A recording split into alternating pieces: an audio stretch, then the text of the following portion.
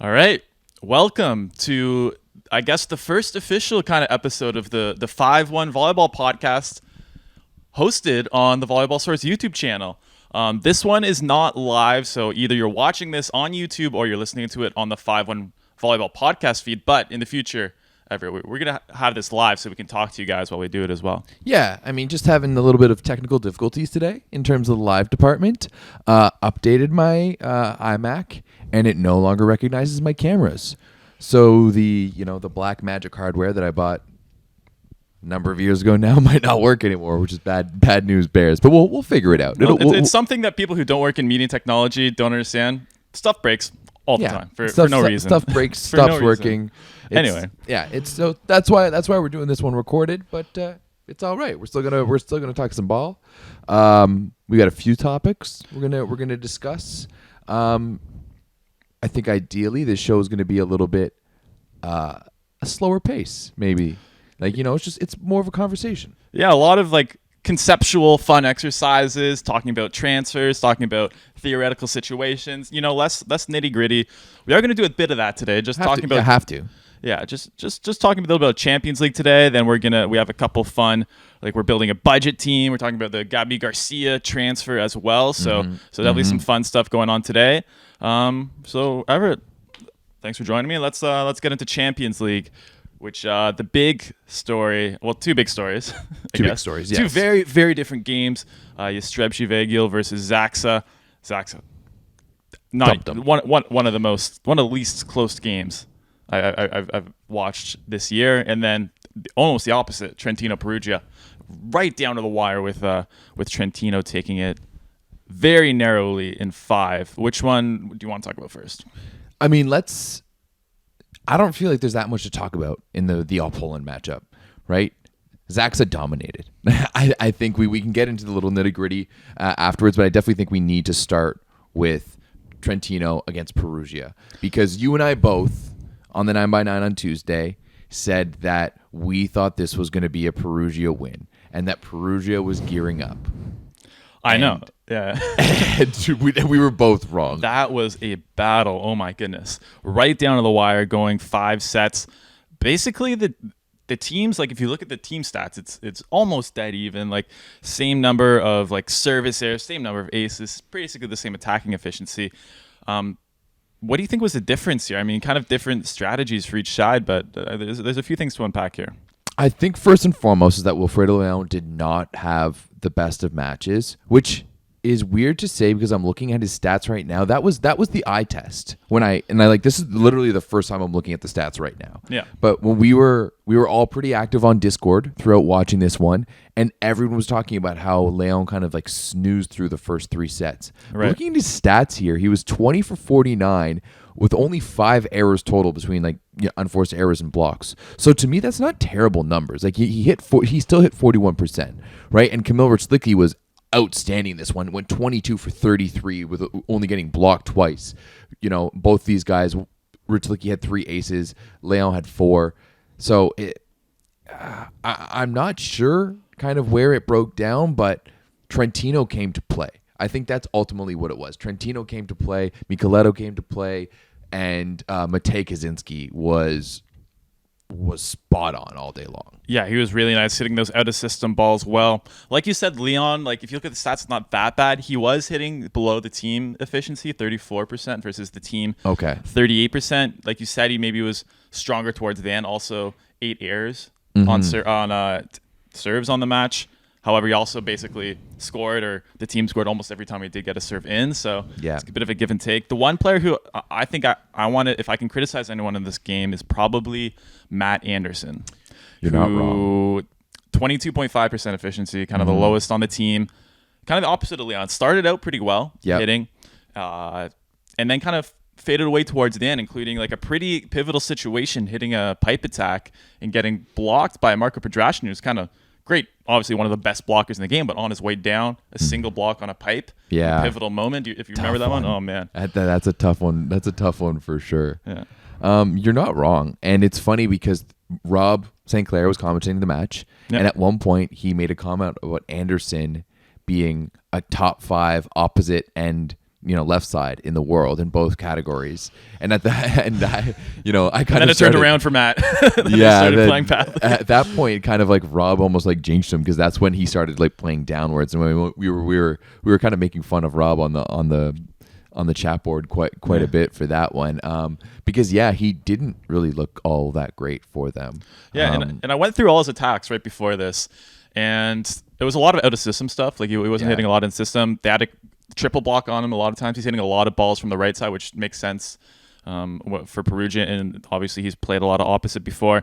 But still, I think he had a few unforced errors. Mm-hmm. He's getting dug a few times. I don't know. I definitely need to see better from Matt Anderson the next match. Yeah, it's almost questioning why they didn't bring in Ole Plotnitsky. And they were bringing him as a serving sub, but why not make the sub? Right. He wasn't putting up great numbers overall, and just wasn't all of that effective. He was really good early, and then wasn't so good late. Why didn't they make that change? Right? Yeah, that's a big question. Too safe. You have like a very, very strong. You have a legitimately a top 20. I think. Yeah, like top 20 outside hitter, I would say. Absolutely. Just thinking of Plotnitsky, I may have to rethink my team for later on, because he doesn't fall into the classifications like he'd be available. But you have him. Why not go to him? Right? You guys go down 2-1. Why not go to Plotnitsky? Yeah, right? I agree. Tough coaching decision. You saw Trentino mixing it up a bit, throwing a few different looks, getting Vautier in there in the middle. They were not afraid to change their lineup. Perugia, I don't know what it is, but they just have stuck with the exact same lineup, same rotations all season. Plotnitsky does come in to serve a lot of the time, but that's basically it. But I mean, on the other side of the net, I think Trentino just plays such a steady style of game. They're so strong defensively. Their passing wasn't great in this one, only passing 15% perfect, right? Mm-hmm. But their offense was really good. Really, really left side heavy. Not really any Daniele Lavia. Kaczynski was pretty much the entire offense, because right? Lavia was in and out, so he's clearly not 100% healthy. Yeah, 2 for 9 in this one. Yeah, and Piano was having a piano type, or sorry, not piano, Penali. Penali was having a Penali type day. I mean, he went for 3 for 13 and was really just in there to almost just be a blocker and just to be, almost like, I'm not going to call him a pylon because it's not necessarily what he was. But he's not really probably 100% either. No, he's probably not. So the fact that they were able to grind through this just strictly by playing through the left side. I mean, Lishniak only had 12 and Prodraskinen, where is he? He only had 7. So it's not like they were running it through the middle too. So they were going to the outside and making it work. I think Kaczynski and Mikelauda both had over 45 attacking attempts. Like they were like what? Like 2/3 of the offense, just those two almost. 46 for Kaczynski and 47 for Mikelauda. That's crazy. But both above the team average efficiency, so why not go to them? Right? Yeah, absolutely. You're getting a lot of tools. That blocking needs to be a little tighter for Perugia. Yeah, there's not much they can do. Absolutely. I do think though that it does put Perugia still in a good situation. I mean, I know that was technically their home match, but they did lose in 5, so they do have that extra point, and they have that ability to go back to Trentino and potentially close it out there if they can get a win in 3 or 4, which. But what do you think can change for the next game? Did they change something tactically? Did they just play better? Is there a lineup change they would go? Because for me, Leon, I mean, he had 8 errors. Obviously, he can play better, but his opponent served 7% good passes. I think there's like 1 or 2 good passes almost every time they were scoring when he got the ball. And I don't know if that can improve that much. I think Perugia needs to start playing a little bit down the middle more. Okay. Right? And I think they need to really utilize, like Soleil only had 12 attempts on the whole day. And to me, Sebastian Soleil is the type of athlete that you need to be giving, if you can, like upwards of 3 attempts, like at least 3 attempts a set. Okay. Right? And you need to be able to find him more, especially the way that he has the ability to open up to the ball. He's kind of like Simon, where he gives you a bit of a larger window to hit in. Yeah. And you need to be giving him more balls just to keep the blockers away from your outsides. Was he more matched up with Prodrashin or Lizenach in the middle? Do you remember? I honestly can't remember. Okay, we need to check that though, because I feel like Petrashinin frustrates a lot of opposing setters and middle blockers because he can one of those guys who can camp the middle and take that away a lot, and then still obviously get fast enough. And Liznach to a certain extent could do that too. That's a tough middle duo to go up against if you're opposing setter middle combo. And I mean, hey, maybe like I know Mangozi isn't what he used to be and isn't maybe up one of those top tier players, but he was 4 for 7 in this one. We've seen him put up some good numbers before. Just give it to the middles a little bit more. I mean, 49 attempts for Leon, 33 for Gianelli or Richlicki, 32 for Anderson. And I mean, I know it doesn't really compare to like the 45 plus for both of the left sides on Trentino, but it's just it's a little predictable, right? Yeah. You know that they're not going to go down the middle, whereas with Trentino, you still have to respect it, right? Even if they're not giving Liznach. Absolutely, right? Even if they're not giving them the ball, it's still oh shit. Whereas maybe if Mangozi isn't, if they're not fronting the middle with Mangozi and Soleil, then maybe let's start utilizing that and take some of that pressure off, right? Because especially with Leon, who's struggling through the first 3 sets, they had to find something to get it going. And then, I don't really know what happened in that 5th set. It just kind of fell apart for them. Yeah, this is going to be a really exciting match. Like this is definitely my most anticipated match of the year. This next one, because Perugia, we've talked about it so much this season with Gianelli, with Wilfredo Leon. Like that was their weakness last year. With Anderson, with Richlicki, like theoretically, this should be by far the best team, right? Absolutely. Trentino, a team that like was maybe a fringe playoff team when we made our preseason predictions, but obviously surpassed that by a lot now. But like, oh man, that's a couple feathers in Micheletto's cap if he wins this one, right? Winning the Euro volley and then like every team he goes to seems to do a lot better than we predicted for good reason though. Micheletto reminds me of like a left side version of Gianelli, in the same way that like Gianelli just came into the game early and was this young, tall, kind of like different style of player than we see from Italy. I mean, hey, Micheletto's like a different style of player than we've seen at all anyone. Like whenever we ever seen a 6 foot 10 or 6'11" lefty left side who used to be a libero, passes dimes and has all the shots in the world, right? It's so ridiculous when you kind of think like I always kept on expecting the other shoe to drop with Gianelli. Okay. And instead he just always continued to get better. And he always continued to improve, and he always did it with like such a youthful exuberance, and it was just fun to watch. And obviously there's a lot of parallels to be made because they both came up in that Trentino system. But yeah, like it's like man. Do you think Gianelli kind of regrets leaving a little bit now?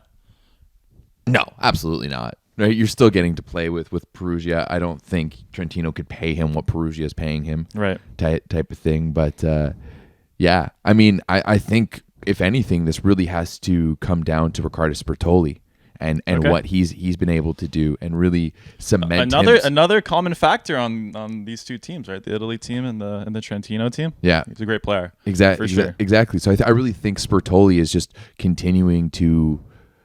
You know what? He may be Italy's second setter, but we were talking about this coming in. Like there may be only like 8-ish elite setters in the world. Yeah, it's not as many as you think. Maybe Sbertoli is like I would be comfortable saying Sbertoli is like a top 15 setter. Top 15. Like he's just on the outside of that like elite group.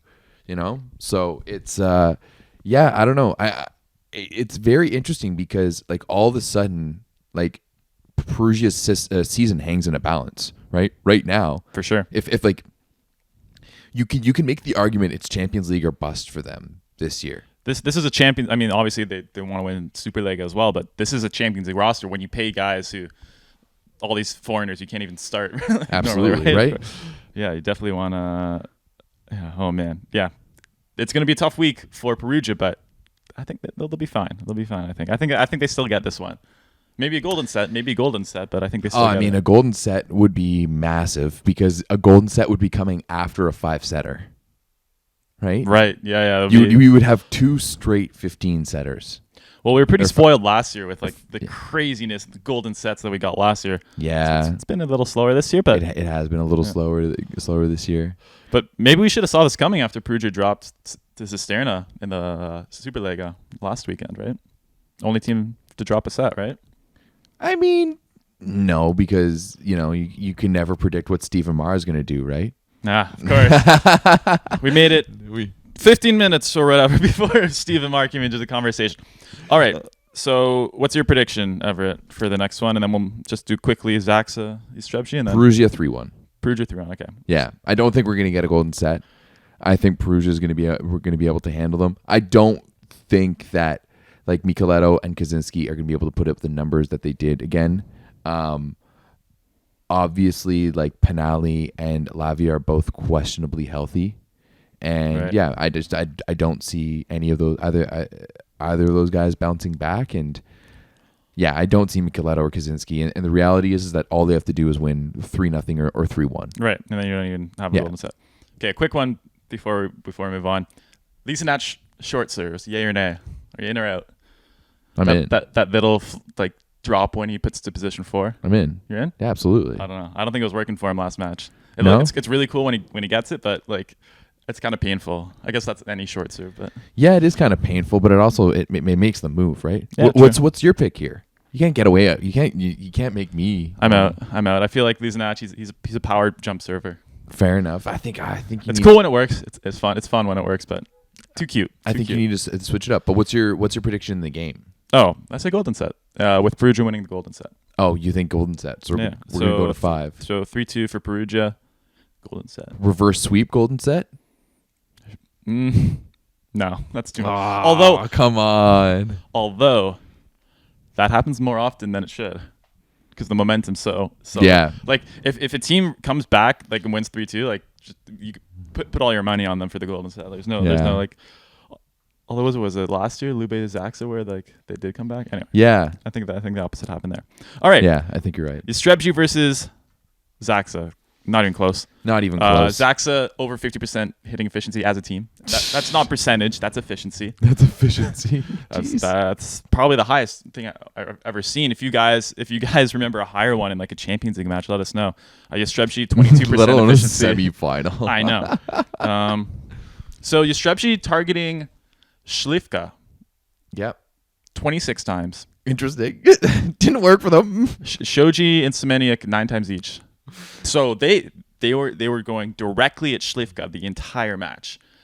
I think it's maybe one thing we haven't really talked about as Zaksa, maybe you have on the 9x9, but like the passing of this team, like Semeniuk and Shoji, especially Shoji, are such incredible in reception that you're like you have to target Śliwka, and then you're obviously, if you're targeting a guy that hard, then you're taking a little juice off the serves, right? So that's tough. Yeah, that definitely is tough, but I don't know if that really, at the end of the day, like really affected it all of that much for Zaksa or JW. Like Zaksa was just all over them with their offense, and on the other side, JW's offense was just not clicking and not looking good. My boy Clavino, not a pretty match from him. Like 7 errors altogether, only 2 unforced errors by Zaksa all day, and that was 2 by Kaczmarek, and he was still had swinging at 61%, 11 for 18. Right, yeah. Whereas 9 unforced errors on the JW side, in addition to 8 blocks.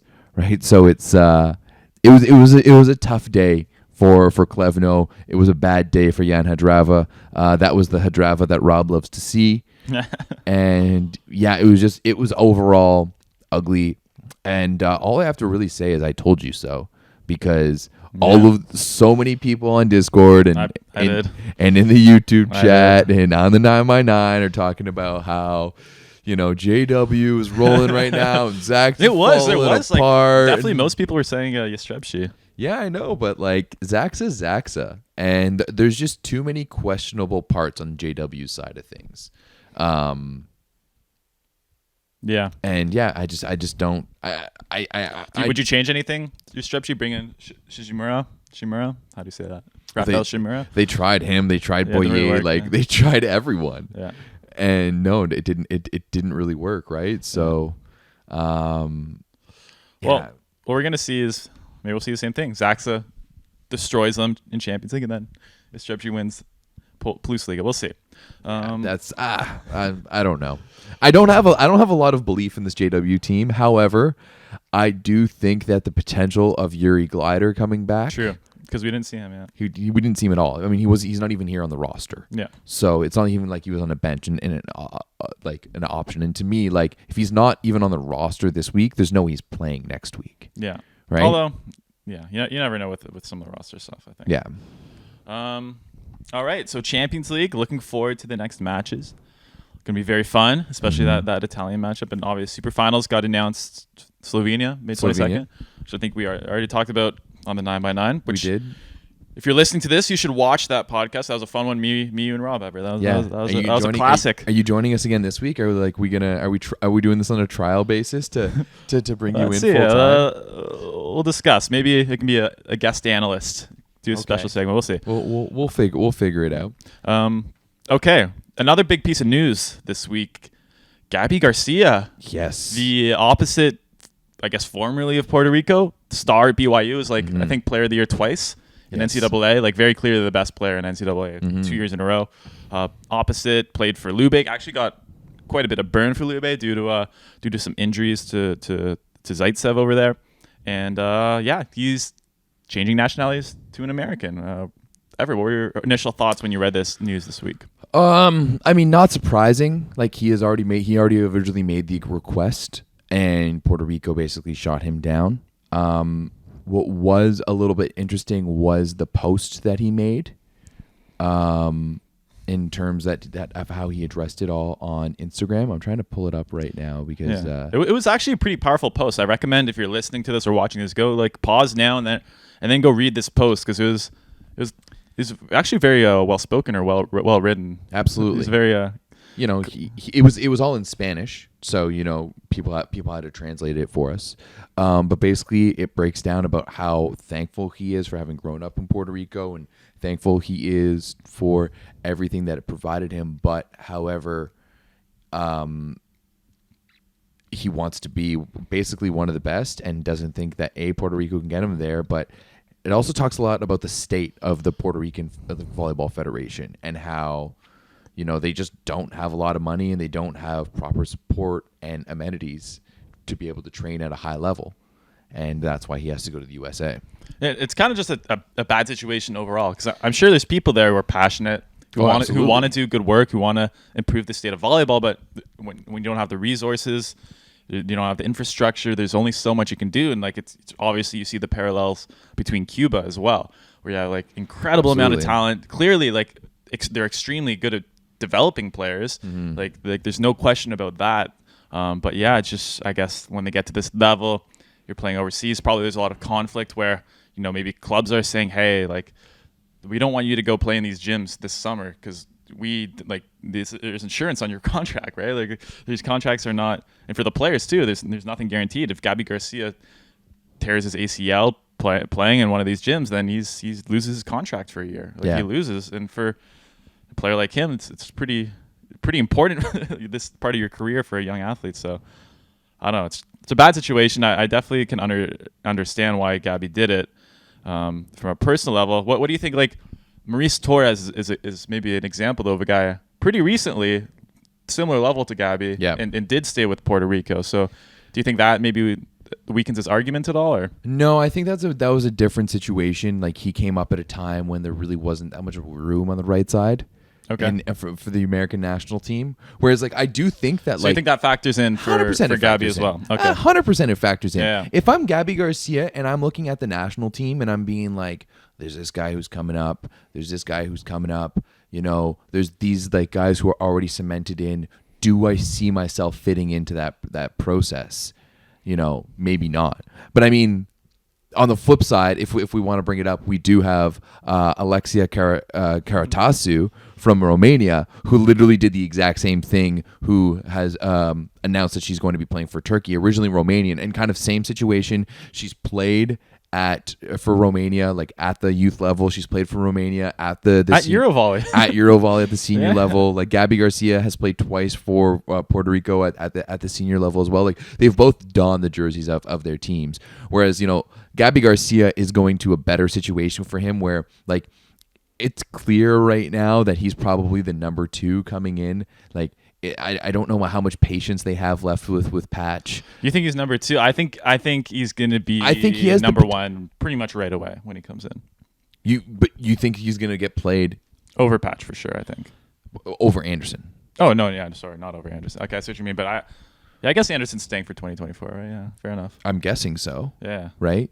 So I think there's that difference there. Whereas Karatasu is going to a Turkish team that already has a world-class opposite in Ebrar Karakurt, already naturalized an athlete last year in Melissa Vargas from Cuba.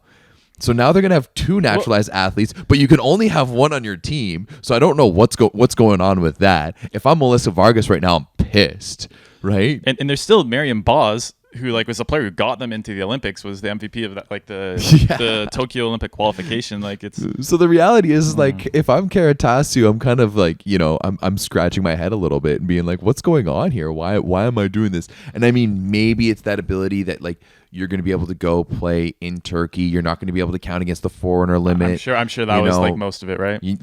Like maybe that's it instead of playing for the national team, and like maybe it's something that she's like looking at and being like, hey, maybe I don't want to play national team for a little bit. Maybe I want my summers off. Maybe I want to be a normal human being like other athletes are, and not have to train and compete 24/7. What was she? She's only like 17 or 18. Yeah, it's just super young. So maybe a little young for that. I probably still have the energy for that at that age at least. Yeah. But you're right. Maybe she's doing it for. I mean, it could be very rewarding monetarily, right? Like you can make a ton more money if you don't count against the foreigner cap in some leagues, right?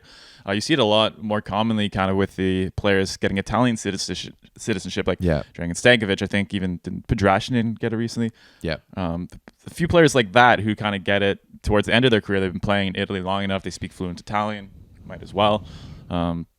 But yeah, this is a bit of I agree. The Vargas plus Karatasu plus Karakurt thing. Plus Boz. Like maybe you can throw Karakurt on the outside hitter, but like that hasn't really been her best position at all. Maybe they're looking at moving Karatasu to the left side. Yeah. That could be my only thought. Who's like on the woman's side, who's a recent opposite to outside hitter conversion? Because we have some high profile ones with like Anderson and Zaitsev. In men's, but on the women's, I can't think of too many off the top of my head. I don't know if there's as many on the women's side. Yeah. Which is interesting because I would have thought, off my initial thought, I would have thought that women's volleyball is more malleable than that, but I guess not. Because we've seen a couple like attempts, like Karakurt. You know, we saw Polish opposite Smarzak and Stesiak. And Stesiak both tried outside and both couldn't.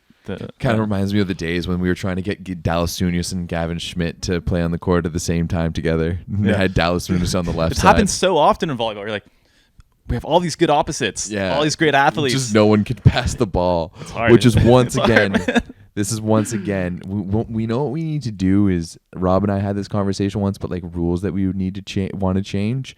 I would love to see volleyball with the American NCAA rules. Okay, and like with the subbing rules in the women's? Yeah, absolutely. Let's specialize it even more. Oh, I feel like most people have the opposite opinion.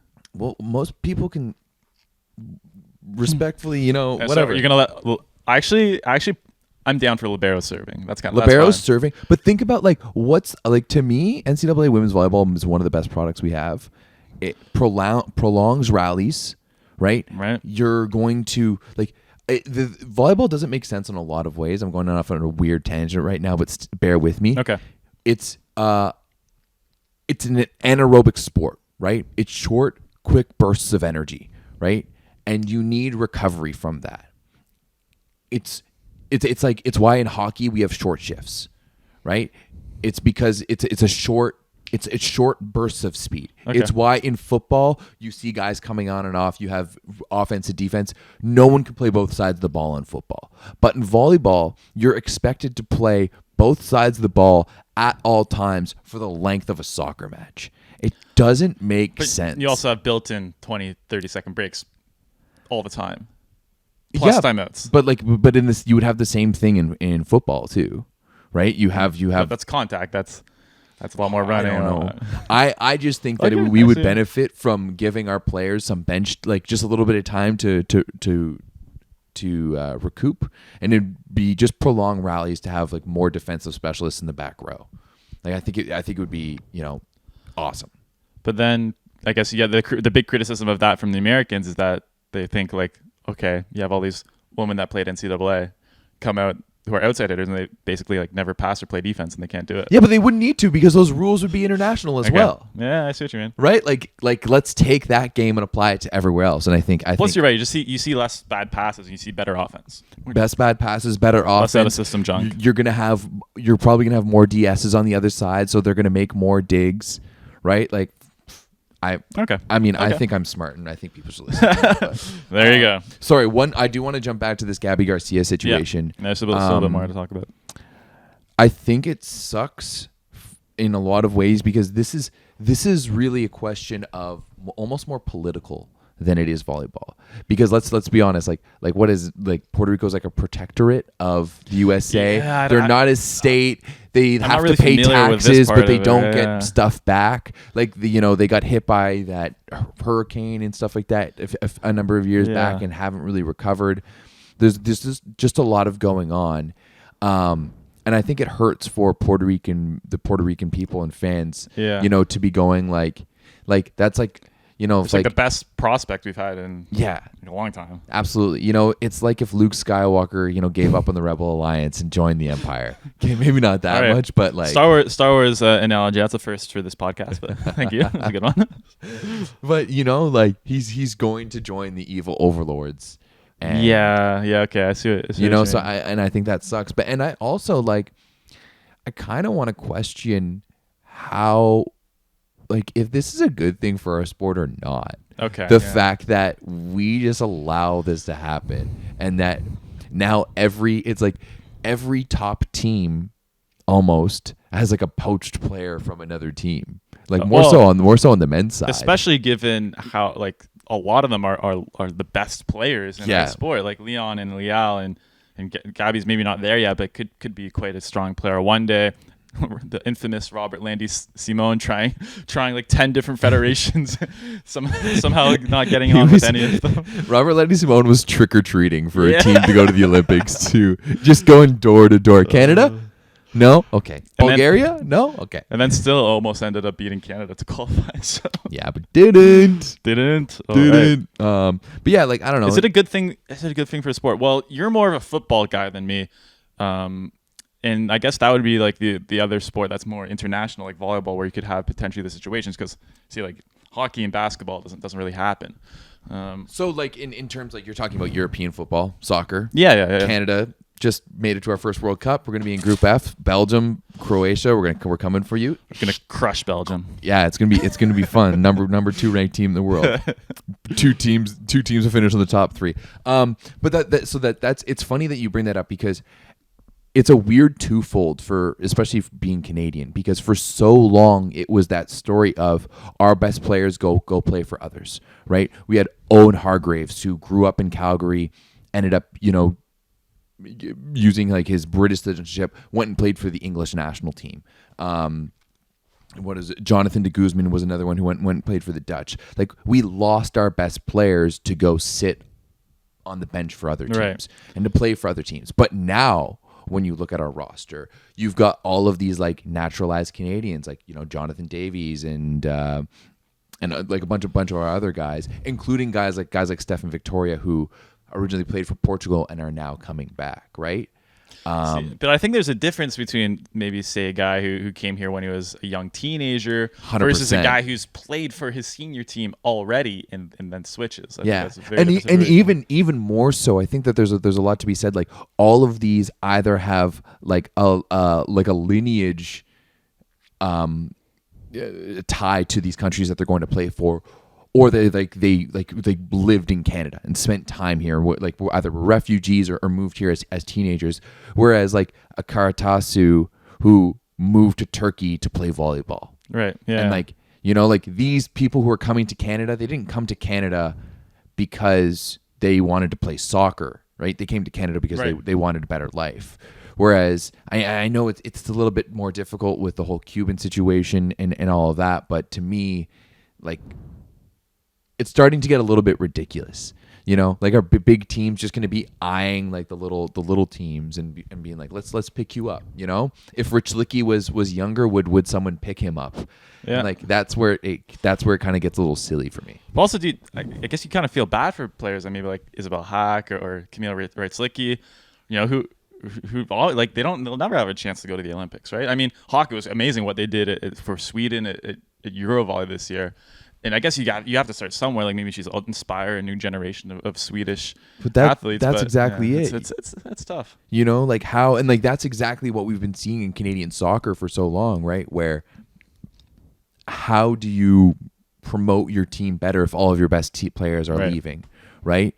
And it's just to me, I think it's a little bit like I don't see it happening in soccer where like you could just leave and go play for another country that you have no relation to, right? You could just apply for a citizenship and stuff, like even after having played for the national team.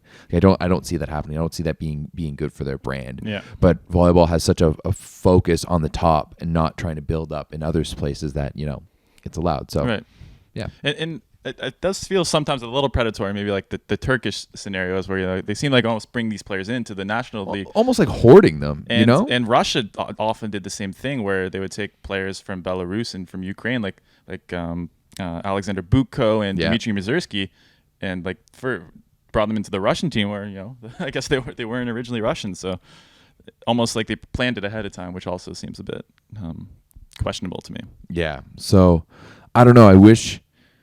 The reality is that, like, you know, the FIVB and stuff like that aren't really going to step in.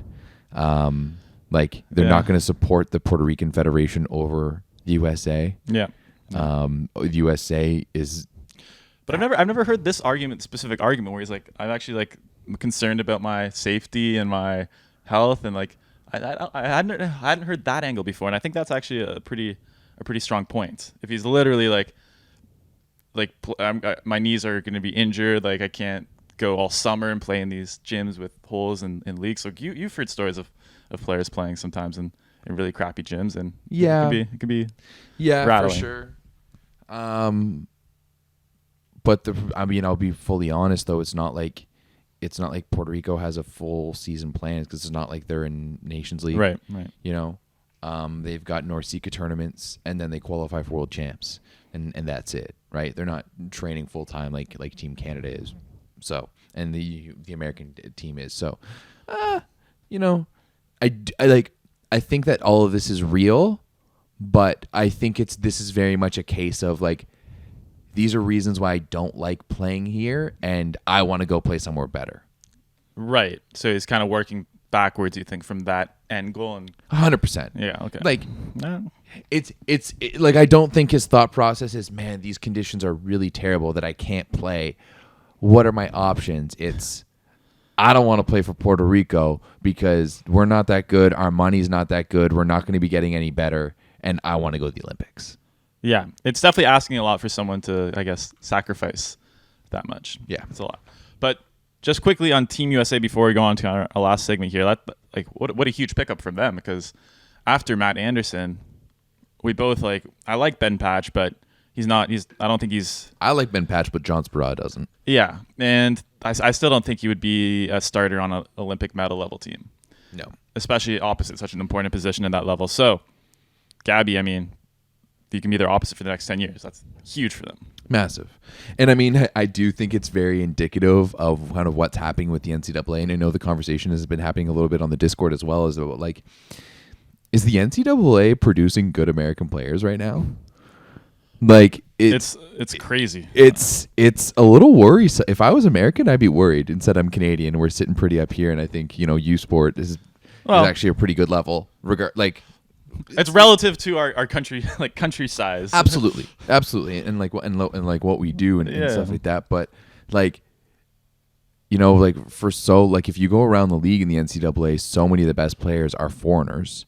Right. And Gabby Garcia was one of those best players, and you know, now he's going to play. So it's it is interesting that I don't know. I think we still have to, like, I've definitely been critical of this and like been calling it for a long time. Like, hey, there's no good prospects coming up through the American system right now. But I think it's just a bit cyclical. Like, it was probably ebbing and close. Like, there's probably 14, 15-year-olds right now that we don't know about because we don't have the network and scouting capabilities. But I'm sure they'll be back. But yeah, this definitely smooths over.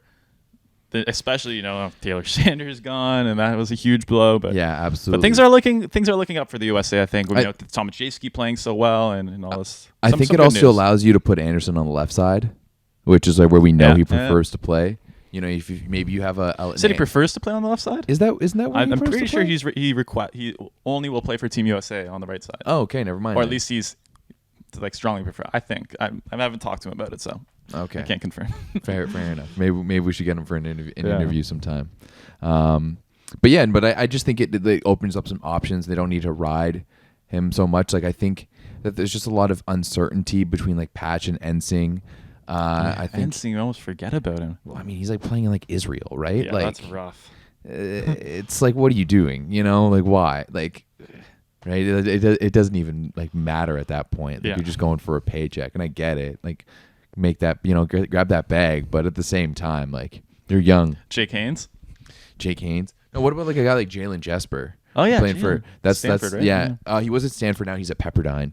Oh, because it was because they thought they were losing their team. Yeah. There was that whole thing there. So players transferred out, and then they saved it at the last minute, right? No, so that was scary when Stanford was going to lose men's volleyball. That was scary.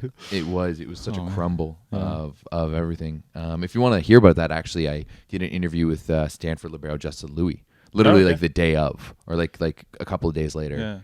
Yeah. Right around that time to discuss it. So it's one of the early ones of the Volleyball Source podcast. So you could go check that out. But yeah, big pickup for the USA. I think it just allows them to identify exactly who they're going with moving forward and be like, after 2024, Gabby Garcia is our guy and we're going to run with him. Until then, it'll be a bit of growing pains with Patch and Ensing and Jesper, and maybe they put down maybe at some point we see a healthy Aaron Russell, a healthy Thomas Jaschke, and a healthy TJ DeFalco plays kind of a three outside hitter system. I mean, we've kind of been sad for the USA for so long, but really, when you look at the roster, it's still like one of the best in the world. Oh, they're still absolutely spoiled with good players. So, yeah, they'll be fine, especially with Gabi. So he has to wait 2 years though, right, before he can play. Yeah. So he can play in 2024 potentially in Paris. Yeah, but like that's a quick turnaround, right? Yeah, I was gonna say that's not a lot of time to. No, you're gonna have to. Can he practice with the team? I don't know. Good question. That's a big. That's a big one. That is a big one. It's just a pickup game with me, Micah Christensen, and Aaron Russell, and like come on in the Team USA gym. You go in there and he's like wearing a Donald Trump mask the entire time. to mask is like, Gabby Garcia, is that you? No, I'm not here. Yeah. All right, last one here, guys. I think this is a fun one. So recently, there's some news that Lube Civitanova will be having a budget cut. I mean, this happens. We see teams come to the top and stay there and then go back down. There's actually very rare in volleyball for clubs to be a top elite team with a high budget for indefinitely. So we were thinking, okay, Lube's cutting their budget. What can we still make them a good team? So me and Everett made our own teams here. It would be way easier if volleyball actually talked about budgets and like how much these players are making and stuff like that. Nobody likes to talk about it. No, it's because we need Piscini's a little bit, but we need. Actually, he's kind of the equivalent, but definitely need a Wojnarowski of volleyball. But that's like 40 years of networking, so maybe one day ever. yeah. But yeah, I mean, just to over it for Lube, Simone has already confirmed signed to Piacenza. Juan has already said he's not coming back, and he's probably going to Asia. Lucarelli is starting to be rumored to be heading back to Santa Cruzero. Right. And now it's looking like DeCecco is possibly leaving as well. And so that basically leaves... End of an era, man. Yeah, end of an era completely, right? So that leaves like Zaitsev, Gabby Garcia, and Yant. That's still like one of the best wing trios. But you got two opposites and a left side. Hey, Zaitsev can pass, man. He's a good left side. But yeah, how do you want to do this? Do you want to start? So basically, we're rebuilding Lube's roster with like Everett said, we don't know how much each of these players make. It's just, I guess, our best guess at players that aren't probably not going to make over like 200K or something like that. Yeah, kind of under that threshold. Do you want to start, or should I? And I completely rebuild the roster. Like, I don't have any players from current Lube. Me neither. Okay. Me neither. Wait, before we start, and then after, guys, comment if you're watching this on YouTube which team you think would win, and also if you guys have your own budget team, would love to hear it from you guys as well. Or if you're listening to the podcast, you can go to the YouTube video and comment or I don't know, post it somewhere. Discord. Post it on the Discord. There we go. Honestly, no. Post it on the YouTube comment first, and then let us know in the Discord. We need more comments. All right. Right. Okay. Let's do it. Do you want to go? Do you want to go sure, first? I'll go first. Okay. So outside hitters. Wait. Before, did you have any does your team have a theme? Not really. Okay. Not really. I guess. Yeah, I was trying to get a little bit of everything, a little balance. Probably a little more offensive than defensive, I would say. Okay. And also, we are following Superlega rules in terms of foreigner limits. 3 Italians. Yes. Okay, so outside hitters, I had my boy, F.A. Bayram. Okay. Who I just had talked to last week on a podcast. Great guy. You guys should listen to that podcast. Really good discussion. Yeah, I mean, he's playing on one of the top teams in Turkey, but he said to me, he's like, oh, I really want, his dream is to play in the Superlega. I don't think it'd be that expensive. He's a good player. Like, definitely was a good prospect, but still young. Mm-hmm. Still hasn't proven himself at the highest level. Little shorter, but great passer, great server. Mm-hmm. Other outside hitter, Lucas Vecina. Do you know Czech? Do you know him? Czech. Yeah. Yeah. Okay. So opposite / outside hitter. I watched a lot of him at Eurovolley. Really good athlete, really physical. He's staying in the Czech league this year, but I think he's going to move next season anyway, regardless of the exercise. He's too good for the Czech league, scoring one of the top scorers there. Was he with Karlovarsko in the Czech league? Karlovarsko, yeah. Okay, dominating the league. Yeah. Casey Shooten also doing really well. Absolutely. Yeah. Doing a lot of. I saw him when I was doing my research. Yeah. But Vecina, young guy, I think he's going to improve. Definitely good enough athlete. Definitely good enough server. So I think the serving these outsides, have a bit more of an offensive guy with Vecina, defensive guy with Bayram. I think it could work. Okay. What do you think? What were your outsides? I mean, you and I might have. I think we discussed this a little bit coming in, but we might have had different understandings of the level of budget we're working with here. Okay.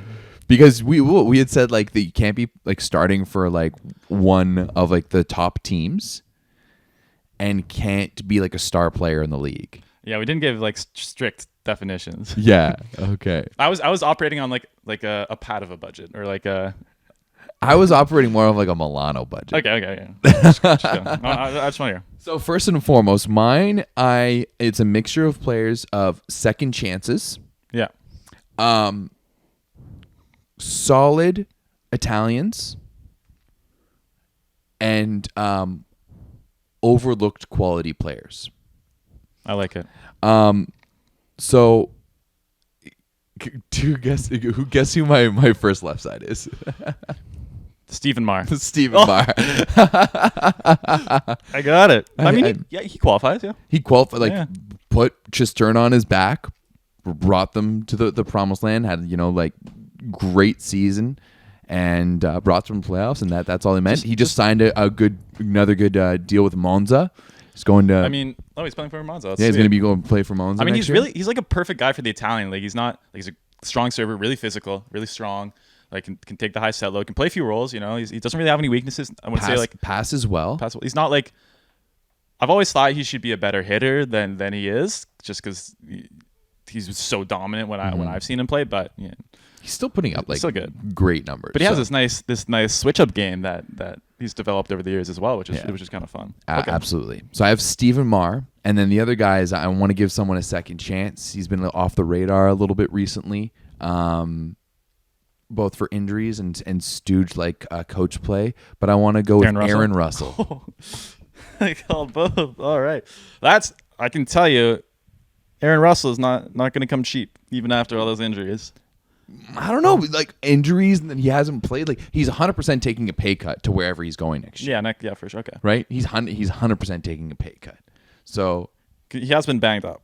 He has been banged up, and we haven't really seen him play since like what 2019. True.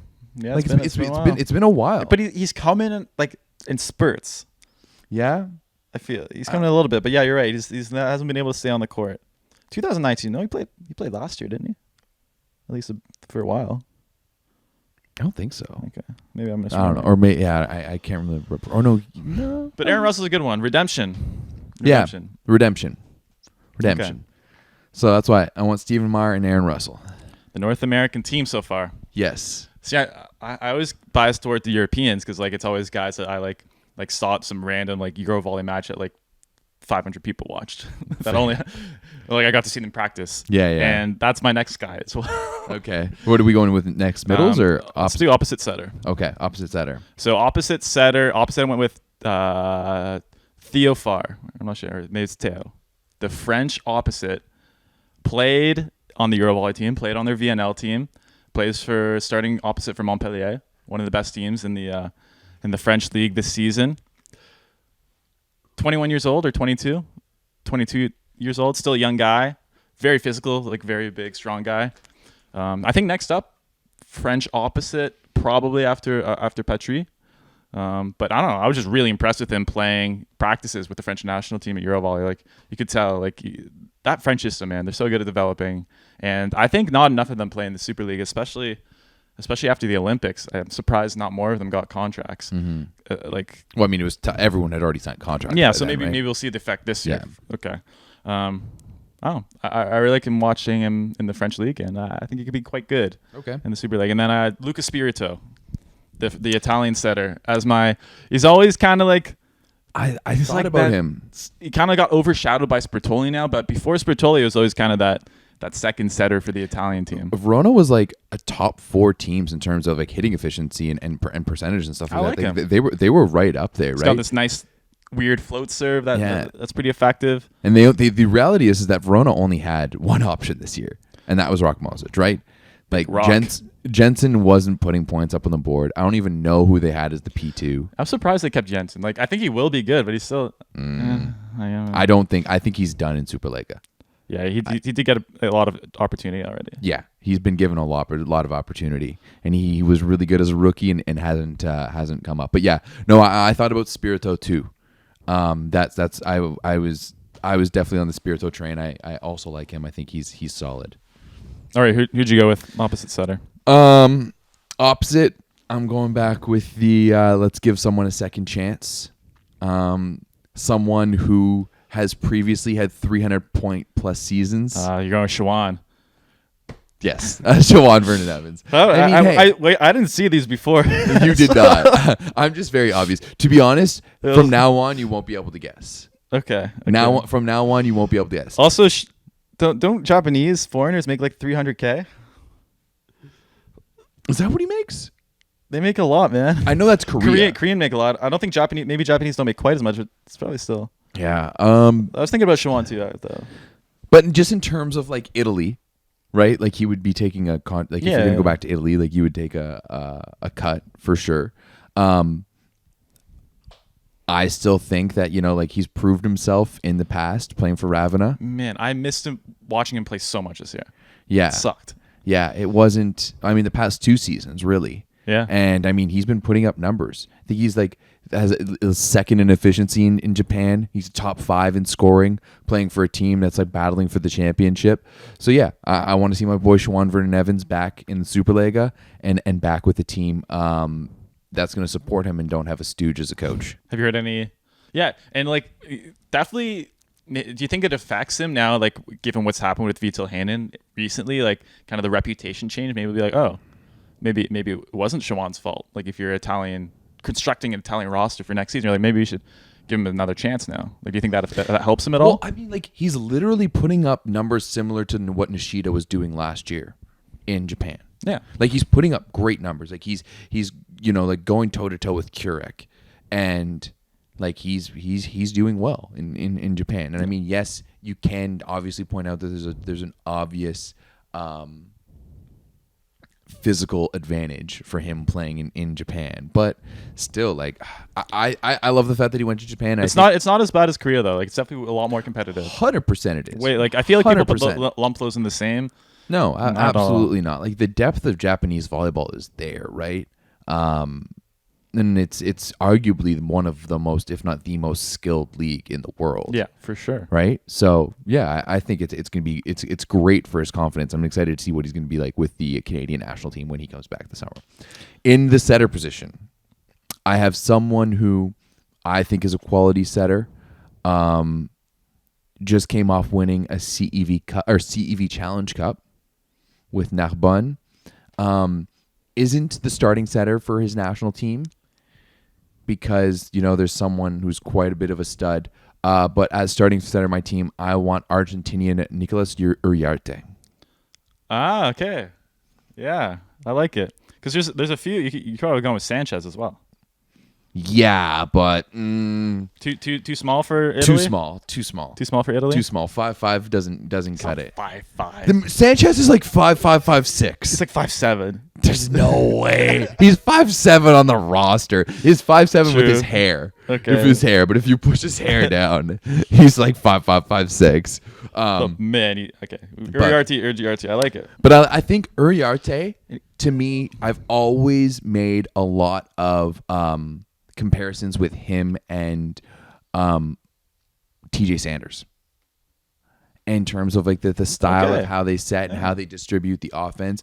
I think in general, TJ might not like the fact that I say this, but I think Uriarte is a bit slightly better athlete than TJ is, but TJ might think the game better than Uriarte. But I remember watching Uriarte. He's got the Argentinian magic though. Yeah, he does, right? They just have the touch, magic hands. The touch. And I remember watching Uriarte for the Argentinian junior team at my first event ever for Volleyball Canada back in 2011. And I've just always enjoyed him, watching him play.